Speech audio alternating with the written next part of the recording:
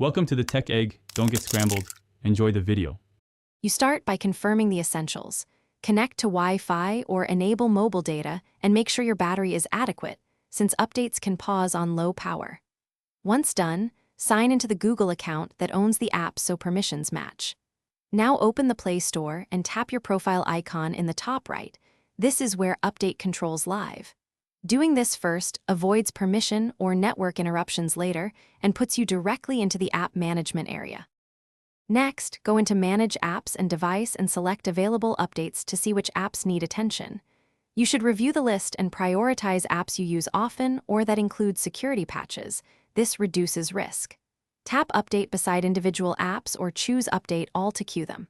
While downloading, Android may pause non-critical apps to save bandwidth, so make sure large downloads are on Wi-Fi. If an app needs permissions, grant them when prompted to complete the update. Finally, confirm each app shows open instead of update, and reopen updated apps to verify features or bug fixes applied. If an update fails, first clear the Play Store cache and data, then retry. This resolves many transient errors. Make sure you have enough free storage, and if problems persist, restart your phone to reset background services.